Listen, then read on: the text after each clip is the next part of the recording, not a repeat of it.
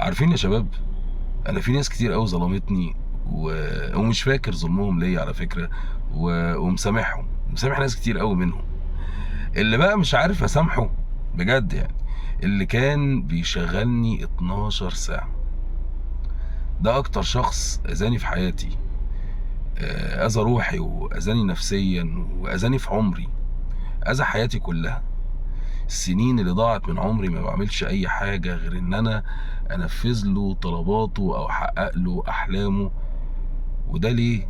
علشان هو بخلان وعمل حسبة كده خايبة عبيطة. قال لك بدل ما اشغل اتنين ندي كل واحد فيهم 300 جنيه. انا بكلمك على ايامي، فانا كده هتحاسب على 700 جنيه. لا، انا هجيب واحد اديله 500 جنيه، ويبقى هو خد قرشين زيادة وانا وفرت قرشين. وانا علشان كنت محتاج وكنت صغير ومش فاهم حاجة كنت بقبل وكنت فرحان ومبسوط واشد على نفسي وانا جامد. ايوه انت جامد، وايوه اشتغل، وايوه اتمرمط، بس ما تشتغلش عبد 12 ساعة، ما تقعدش 13 ساعة. ما تخليش حد يحسسك ان انت ده مكانك. لا يا باشا، اتعب فيه. وانت لو ما تعبتش في المكان انت شغال فيه هتتعب فين؟ يا عم اتعب ايه في 12 ساعة؟ حرام عليك يا عم، حرام عليك. انت بتستنفذني، انت بتاخد روحي. خلوا بالكوا يا جماعة من الكمين ده، كمين خطير جدا. بالعكس، ده الكمين بيسحب الرخص بس لو انت مخالف، انما الكمين ده بيسحب سنين عمرك، بيسحب حياتك.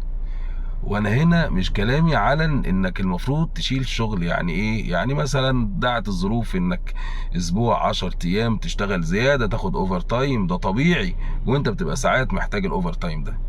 بس ان انا اتحول لآلة شغالة 12 ساعة، يعني لو انا عمري 60 سنة وبشتغل 12 ساعة، يبقى انا ضاع من عمري. هنشيل بقى الطفولة والكلام ده كله، يبقى انا ضاع من عمري اكتر من 20 سنة. 20 سنة، 20 سنة ده عمر بني ادم يضيع كده علشان بشتغل 4 ساعات، عشان بشتغل 12 ساعة في اليوم. ياه، ايه ده؟ ده ليه الظلم ده؟ وبعدين انا برضه مش كلامي على المشاريع الصغيرة اللي اصحابها ممكن يكونوا اصلا مش ما بيطلعوش حاجة. لا، انا قصدي على الناس اللي معاها عربيات وساكنين في فيلل. معنى كده انك بتكسب يا حبيبي. فما ينفعش تشغل حد عندك عبد 12 ساعة، لان انت مش هتقبلها على نفسك ولا هتقبلها على ابنك. وحتى لو انت زمان كنت بتشتغل زيه 12 و14 ساعة، فالزمن اتغير. سهلها ويسرها على الناس.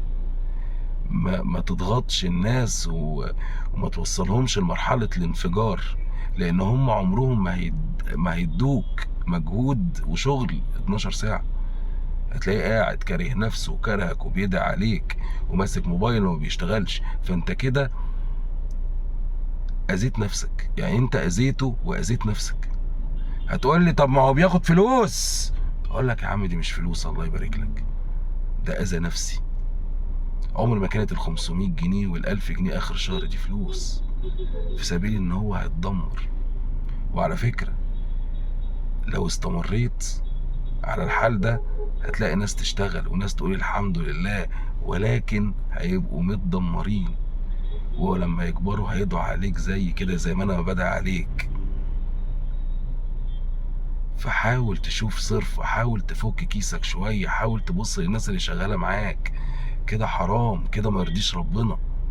وانت يا ابني، انا ما اقدرش الومك ولا اقول لك لا وتمرد وسيب الشغل واعمل لا، لان انت لو دخلت قلت لي شوف لي معاك 2000 جنيه اقول لك ما اعرفكش.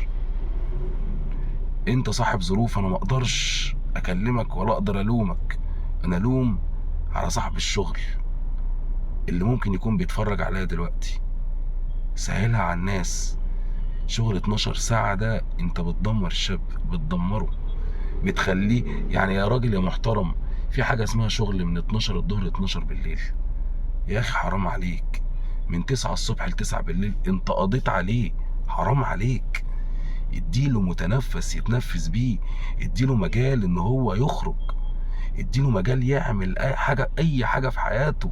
الله يبارك لك، انت ربنا موسعها عليك، افرجها، مش تدي فلوس زياده، اديله وقت. صدقوني الوقت اهم من الفلوس. شاب دلوقتي عنده 20 سنة أهم وأحسن من راجل عجوز غني عنده 70 سنة. الفلوس بتتعوض، بس العمر عمره ما يتعوض. السلام عليكم.